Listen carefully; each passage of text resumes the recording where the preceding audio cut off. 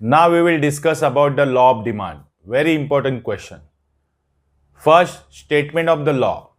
According to Professor Alfred Marshall, यानी Alfred Marshall के अनुसार अदर थिंग्स बीइंग इक्वल यानी बाकी की चीज़ें सेम होनी चाहिए, यानी जैसे इनकम है, हैबिट है, टेस्ट है, इनकम टैक्स है, न्यू टेक्नोलॉजी, ये सब चीज़ें सेम होनी चाहिए तो ही higher the price of commodity smaller is the quantity demanded, यानी कमोडिटी की प्राइस हायर रहेगी तो क्वांटिटी डिमांडेड कैसे रहेगा, स्मॉलर रहेगा, and lower the price of commodity higher is the quantity demanded.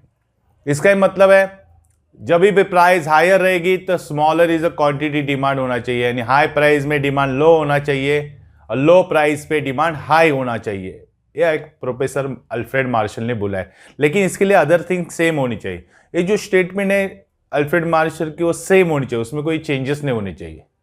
यही स्टेटमेंट को हम लोग अदर वर्ड्स में एक्सप्लेन करेंगे। देखो, in the other words other factors remaining constant, यानी अदर फैक्टर जो है जैसे इनकम है, प्राइस ऑफ अदर गुड्स है, सब्स्टिट्यूट गुड्स है, टेस्ट हैबिट है, ये जो फैक्टर्स है ना सेम होने चाहिए तो ही लॉ ऑफ डिमांड अप्लाई होगा, तो ही क्या होगा, प्राइस ऑफ कमोडिटी राइज होएगी तो डिमांड फॉर इट्स फॉल होएगा, यानी प्राइस बढ़ेगी तो डिमांड फॉल हो जाए।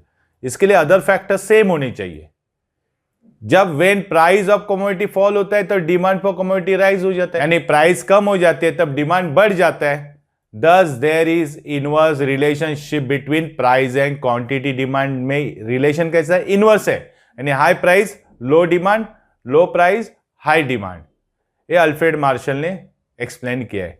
देखो सिंबॉलिकली क्या है, the functional relationship between demand and price is express as follow. देखो डी एक्स मतलब क्या है, डिमांड ऑफ एक्स, एक्स मतलब एक्स कमोडिटी का डिमांड कैसे एक्सप्रेस किया है, is equal to function of price of X, यानी where the D is a demand for commodity, x का कमोडिटी का नाम है, एफ मतलब फंक्शन और पी एक्स मतलब प्राइस ऑफ कमोडिटी, यानी प्राइस के कमोडिटी के फंक्शन होंगे वैसे डिमांड इंक्रीज डिक्रीज हो जाएगा। ये है लॉ ऑफ डिमांड। इसका भी एक्सप्लेनेशन देखेंगे। Now we will explain the law of demand. See the law of demand is explain with the help of the following demand schedule and diagram, यानी diagram and schedule का help लेंगे law of demand explain करने में। First है demand schedule में, देखो price of commodity x दिए इन rupees, जब भी प्राइस 50 रहती है तब quantity demanded of commodity x in KG में 1 kg रहेगा, यानी हाई प्राइस में लो क्वांटिटी डिमांड है। प्राइस देखो 50 से 40 हो जाती है, क्वांटिटी डिमांडेड 1 से 2 हो जाता है। प्राइस देखो 40 से 30 हो जाती है, क्वांटिटी डिमांडेड 2 से 3 हो जाता है, यानी प्राइस और फॉल हो जाती है तो क्वांटिटी डिमांडेड देखो और बढ़ जाता है, यानी प्राइस देखो 30 से 20 हो जाती है तो क्वांटिटी डिमांडेड 3 से 4 हो जाता है। प्राइस और लो हो जाती है 20 से 10 हो जाती है तो क्वांटिटी डिमांडेड 4 से 5 हो जाता है, यानी इधर दिखाई दे रहा है इनवर्स रिलेशन, यानी प्राइस देखो 50 से 40 30 20 10 हो गई, यानी फॉल्स होती जा रही है। उसके सामने देखो क्वांटिटी डिमांडेड 1 से 2 3 4 5 यानी बढ़ते जा रहे हैं, यानी प्राइस कम होती जाती है, क्वांटिटी डिमांडेड इंक्रीज हो जाता है। यही हम लोग एक्सप्लेन करेंगे शेड्यूल इन वर्ड्स में। देखो when the price of commodity x is 50, quantity demand is 1 kg। When the price of fall from 50 to 40, quantity demanded rise from 1 kg to 2 kg। Similarly देखो एट द प्राइस 30 में quantity demanded is 3 kg, and when the price falls from 20 to 10 पे चली जाती है तब quantity demanded rise from 4 kg to 5 kg।